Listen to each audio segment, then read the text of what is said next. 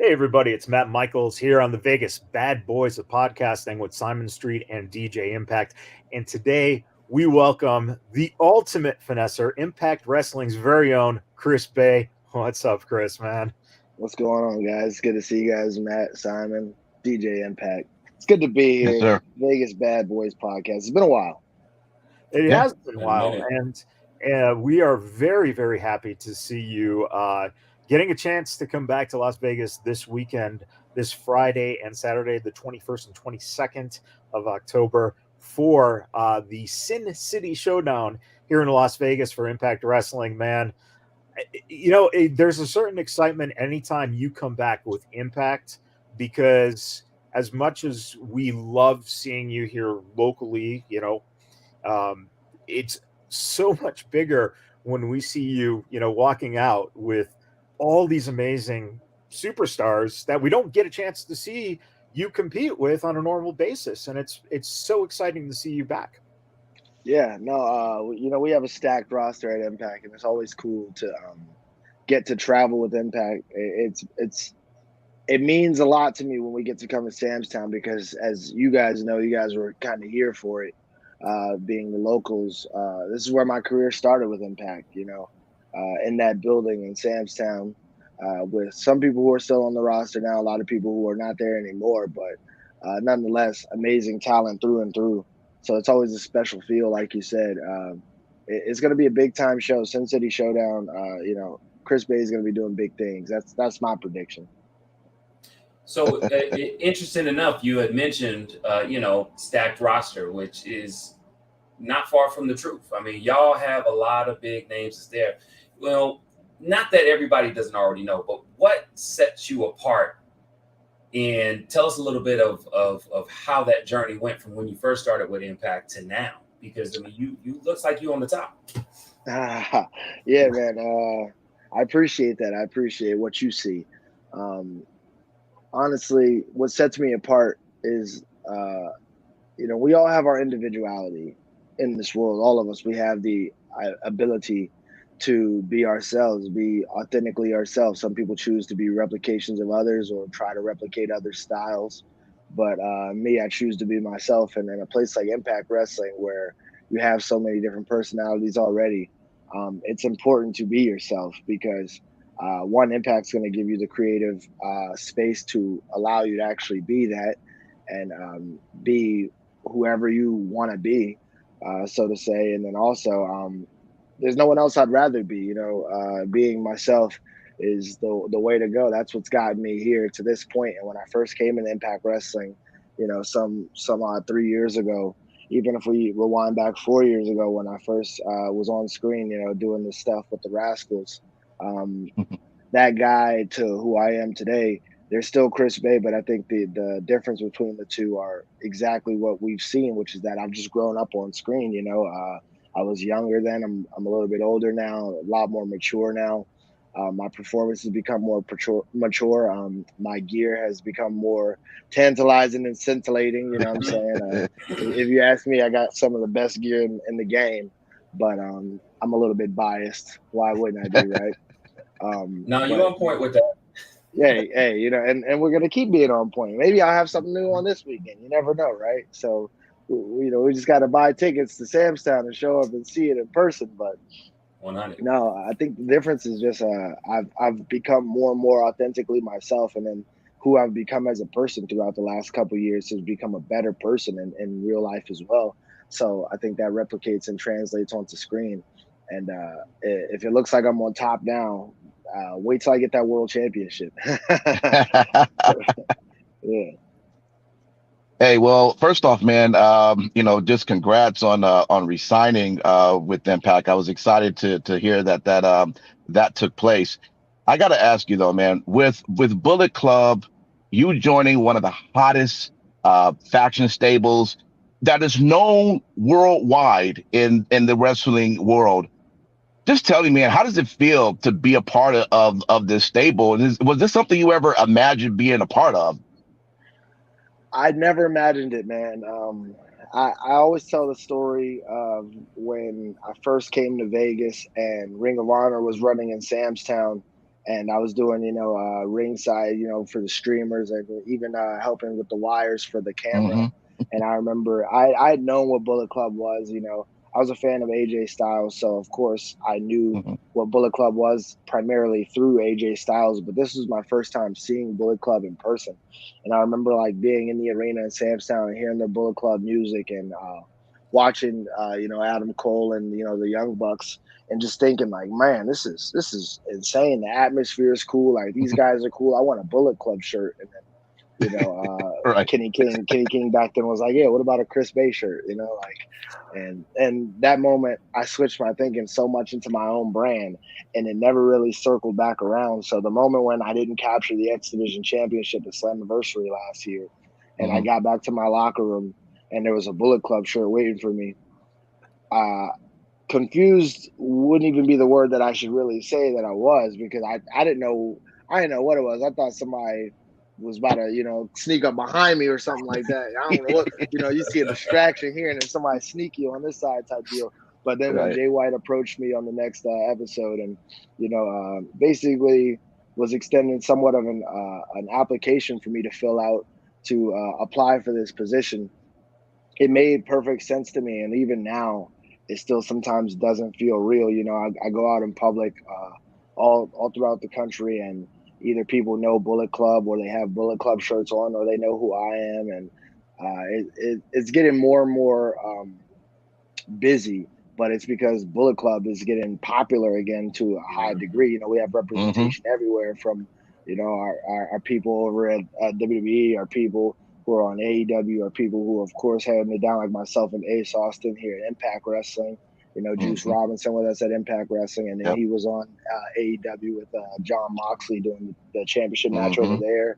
And then, of Yep. course, our tons and tons over in New Japan Pro Wrestling. That's So right. we have representation all over the wrestling world. I don't think there's ever been a faction that ever exists like us, nor will Mm-mm. there ever be, because Yeah. we're still running what, 9 years strong right now. We're still running Yeah. 9 years strong, and we're just getting started. To be honest, I mean, I ain't coming after Jay White's spot, but one day, who knows if the spot's gonna be open? Then I'm gonna go ahead and try to finesse my way into that spot. I hear that. It's the Finesse Club. You see the banner, so that 100. Yes. this is real life now. This is not one of those parody shirts that we see on the tons of indie shows we see. This is a Yeah. real Bullet Club, authentic piece of merchandise that you can get on shopnewjapan.com and also shopimpact.com. And you can Right. see Chris Bay representing the Bullet Club on Impact Wrestling. It's sweet, man. It's just too sweet. That's the one interesting thing that you talk about a lot is branding, and obviously whether it's on social media, Instagram, or whatnot. Me personally, I follow you on Instagram and have for quite some time. Not just because you're Chris Bay, the Finesser, aka your girl's favorite wrestler, but mostly because of the fact of who you are as an individual, man. You've always had such a positive outlook, and you've always been encouraging other people. And anytime I've had a chance to kind of jump on your Instagram, lives or whatnot, or seeing your posts, man, you've always been that message. Tell us a little bit about, how that transcends into a lot of your goals that you have, not only in this industry, but, some of the opportunities you've taken advantage of while being in Impact Wrestling. Um, I appreciate you tapping into and saying that about me. Where that comes from is just you have to be a reflection of what you want to see, right? And growing up, I didn't see kindness left and right. So for me, understanding what the few and far in between kindness I did receive did for me as a person, and how it shaped my life and how it made me feel, how it made me want to be. That's important to who I try to be now. And we're all human, we all have our bad days. We all have our days where we feel like, things aren't worth anything or whatever. But I like to be transparent on these things, because if people look at me as a sense of someone that they can be inspired by, they need to know that those days that they have where they feel down exist for all of us. Too often now do we look at celebrities or we look at people in the entertainment realm and we think, oh, their life is just perfect. Their life is flawless. Nothing's wrong. Like, why can't I be like that? The truth Hmm. is they're probably miserable when they don't have Mm-hmm. the camera on and they're not Yep. acting in front of this camera. So sometimes I don't want to act in front of this camera. I want you to see how authentic my day is going, because the common denominator through each time when you see that is that I'm still going. The common denominator is that I'm still moving. I'm still striving for more. And that goes in my life and my goals as well. I'm always striving for more. I always want to set more goals for myself. I had a great time the last couple of years with Impact Wrestling. I'm having a great time. And for me, re-signing was a no-brainer because, one, there's never been a locker room that I've been in that felt more like a family. And two, I owe it to the kid inside who was on YouTube unboxing, the Impact World Championship at 14 years old. I remember that day like it was yesterday. I owe it to that kid to become the world champion, or to at least strive to face Josh Alexander, or strive to face whomever may be world champion when my time comes on a big platform, a big marquee match. I had an opportunity 2 years ago against Rich Swann, and I love that opportunity. I love that moment. It's one of my greatest accomplishments. But if I could change anything about that night, it was the result. I should have walked out as world champion. I should have worked harder to get the world championship, and I'm going to work harder and put myself through unimaginable pain and sacrifice in order to get that championship, because I know that the harder I work, that doesn't mean that the result will just come to me, but the harder I work, the more prepared I'll be for when that opportunity comes. Regarding those aspirations and goals and working harder, is there someone in the Impact locker room or Impact office that has essentially been almost a mentor, or someone that has guided you and helped you kind of, find from when you started to where you are now, that person that you've become? To be honest, it's a little bit of everybody. And that's the beauty of Impact Wrestling. It's a little bit of everybody. I could easily go to, one of my best friends in Trey Miguel, but I'm one of those people who look at life and look at uh, everything around me as a source of inspiration that I could take from anything. When I think about people who inspire me at Impact Wrestling, the first person I think about is Jordan Grace. Why? It's an obvious answer once you say it out loud, right? It's an Yeah. obvious Yep. answer. If you look at Mm-hmm. the work that she's done on herself and in her in ring Mm-hmm. and her whole total package, her branding, if you look at that and you're not inspired, you're not paying attention to anything. You don't see what work is, or what goals are, because she's the definition of all those things. When we're on the road, she's getting up early to go hit the gym still. I'm like, hey, let me catch a ride, because I'm trying to go where you going. If that's what you're doing, then that's what I'm doing, because that's what the champ do. That's what I do. You know what I'm saying? Right. And then you look at the same thing with Josh Alexander, the work that he's put in. If you watch Bound for Glory, which you should have, if you haven't, you should go back and buy the pay-per-view, and watch it, because Mm-hmm. it was a phenomenal show through and through. You watch Yep. Masha and Jordan Grace's match. You watch Josh Alexander, Eddie Edwards. You see Josh Alexander with the broken nose, just pouring blood, but you didn't see that. That didn't slow down his work rate. That didn't slow Nope. down his performance at all. That you see stuff like that, how could you not be inspired? You see people like Ace Austin, who once was my biggest rival. Yep. Someone who I knew from the moment I first saw Impact sign him. I knew, okay, this is the company I want to work for. The day I get a contract there, he's going to be competition. He's going to be a primary Mm-hmm. source of competition, because we're always going to want the same spot. How could you not, when you're on the road with these people and you're on a roster with these people? How could you not see these people and go, all right, yeah, I'm going to work hard because they're working hard, or even they say something to you about their work schedule or their work rate that flips a switch in your head, and you go, okay, well, that's how they get that done, or that's how Mm-hmm. I should think about that. A little bit of everybody on our roster inspires me, and I know you're probably looking for one answer, but that's the great thing about Impact Wrestling is it's not for one person, it's for everybody, and there's a lot for everybody.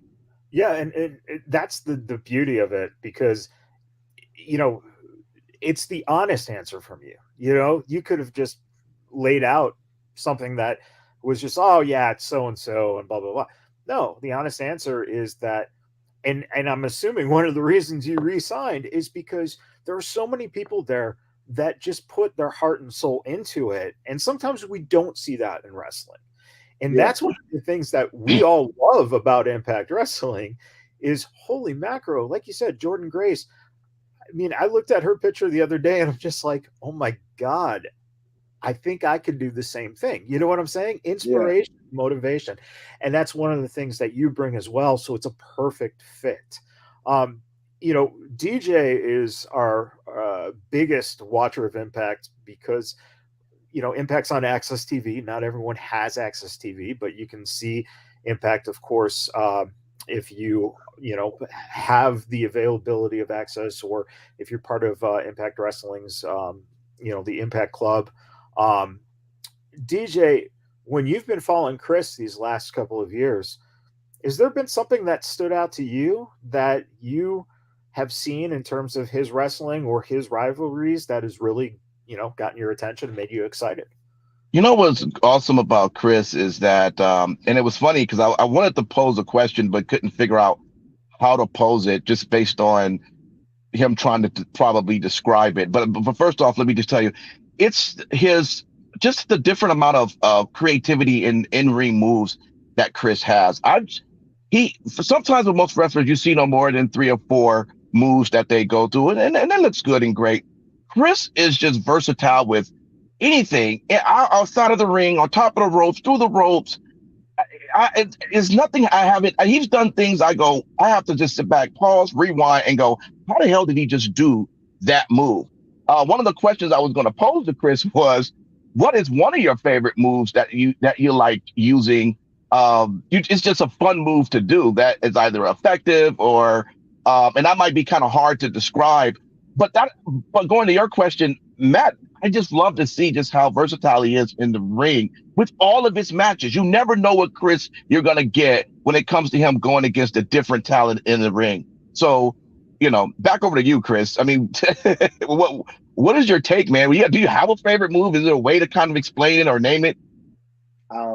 That's a great question. And I appreciate the compliment as well about kind of my chameleon style of wrestling. You know, I didn't really train one style of wrestling, nor do I want to be known for one style of wrestling. Like when people, you know, say Chris is a high flyer, I get it. And then I'm like, man, I don't do too much high flying. But then I watch my stuff back and I'm like, well, I guess I am the guy jumping all over off the ropes and stuff. Like, you know, so, but it's because I don't classify myself in one genre. You know, I love submissions. I love technical wrestling. I love, you know, lucha wrestling. I love, you know, brawling. I love the striking. I love it all. So like, I try to just be different type of performer where you can watch my match and expect to be entertained, but you can't expect to know what I'm going to do. And I even did a thing where at the beginning of this year, when the top of the year started 2020, I did this thing with myself, and I'm not sure if I kept to my word. I believe I did, though, because it's just kind of how I roll anyway. But at the beginning of the year, I was like, every match I have this year, I'm just going to do a new move. Every match I have at Impact, I'm just going to do a new move or something new that they haven't seen or whatever, because I know I can. You know, I have endless, you know, skill set. And even the other day, I was down at Future Stars of Wrestling here in Las Vegas training, and I just came up with a random like idea of a move, and I just went through it, and I was like, yeah, I've never seen this before, and it just came to me like in 20 seconds of sitting there, you know, and like from there to canvas, it's painted. But if you ask me like my favorite moves, the two that comes to my mind the quickest would be one, the tope con heel over the top rope, you know, landing on my feet on that one. Especially now that I've added the 2 sweet in there with the dive. It's made it a bit unique to myself. Sure. And that was always fun. You know, I explained to Jason Hotch, who's the guy that we have down at Impact Wrestling. He was one of the gut check winners this year. I explained to him how I never, ever practiced that move, how one day I just did it live on a show and realized I could do it. And I was like, this is what I'm doing now. So between that move, which just happened out of me just doing something, and of course my finishing move, the art of finesse, that springboard cutter. I love that. Yes, that's the easy choice, is because that move gets the 1, 2, 3, right? Nobody kicks out. That's the easy choice to choose. But I get the adrenaline off of that initial spring, and then that space in between air and body before I yank them and drive their face into the cylinders. It's that moment right there where I hit and I look back, where I feel like I'm like, you know, I'm untouchable. And that brief moment in the air right there, like that's a very sacred moment right there And there's That's many awesome. photos that you can find of me in the air. That's a very sacred moment right there. That's my Right. favorite move, and it's because of specifically each part of it, but that moment right there. Yeah. So, Chris, just really wanted to really touch on, people who may not follow you in depth, but they probably should, because, with all the talents that you have in the ring, social media presence, and just who you are as a person, you also are a musician. And when I mean musician, you got albums, you Yeah, know, 2021 Expectancy album. You also have a main character who came out 22. And then also, too, just recently, Best Version, which I gotta yeah, say, I love that track, Best Version. Like, you even went off, and again, it matches with your personality of saying, you're out here trying to make bread, what I mean, and you want your family to succeed. And I'm paraphrasing because I ain't you, yeah, but yeah, yeah, I yeah. really like the vibe. Can you tell us a little about your musical journey? Because I know, again, I follow you on social media, so I've had an opportunity to see you start cultivating that, picking up the guitar, trying to do more things that you've always had a time in music. Tell us a little bit about your journey in that regard. The music is just another form of expression that I've always had a part of me. I've been writing music since I was probably since as early as I learned how to write words on a paper.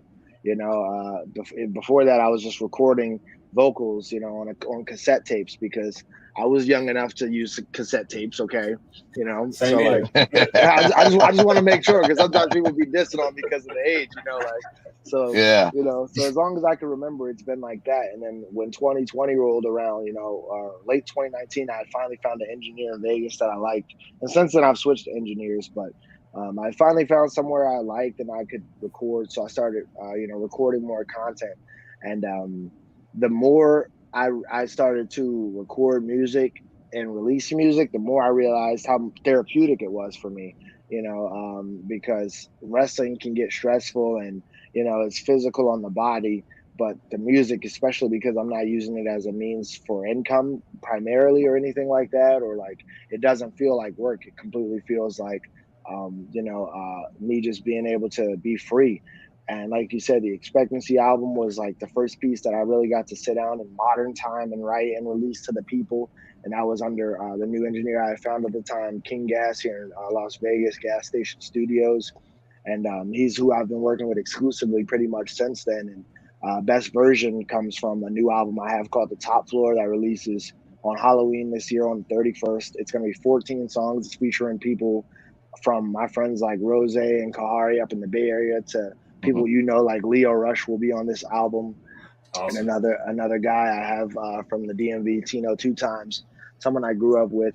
But this album, pretty much The Top Floor, man, Best Version set the tone for kind of what the feel of the album is, which is just like self improvement and uh, you know uh, self exploration and self improvement. Because I've been learning a lot about myself and who I want to be and what I want to be.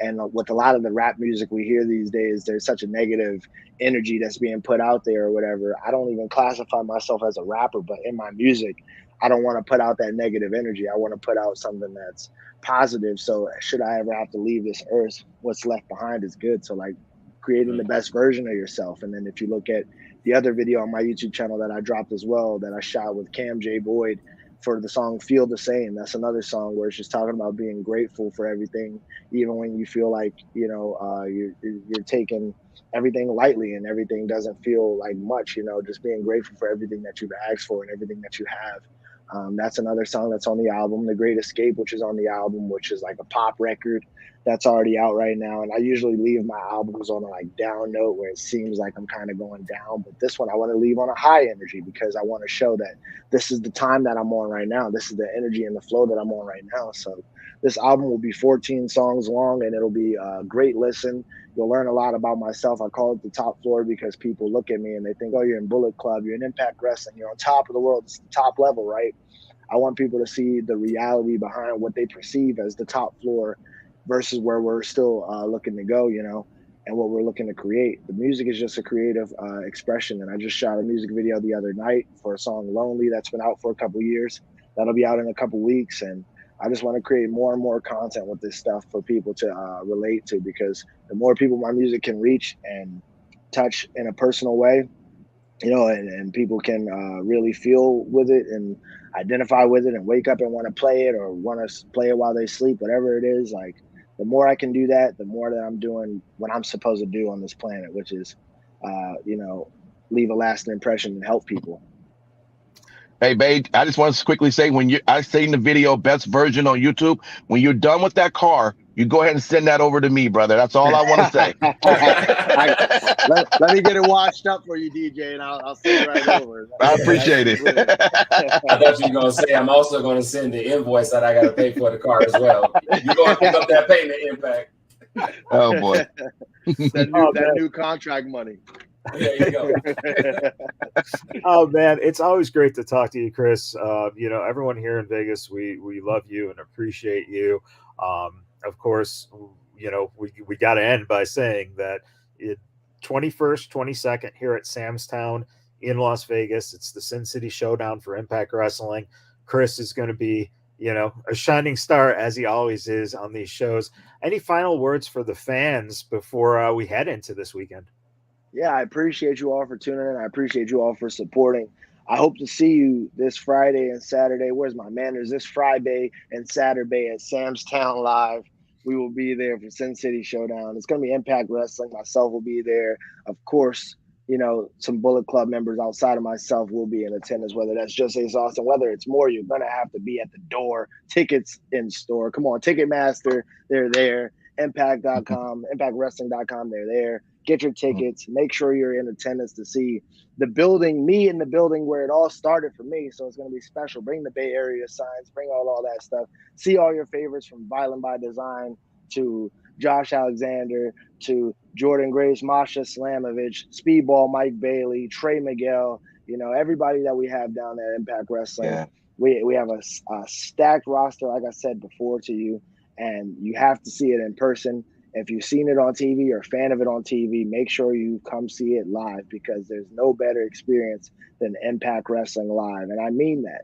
And you got more than just one shot. Usually I give you one shot to get your opportunity, but I'll give you more than one shot to get your tickets, because the results of it, regardless, will be just too sweet. There you go, everybody. Thank you for tuning in. Thank you again, Chris, for joining us. And until next time, everybody,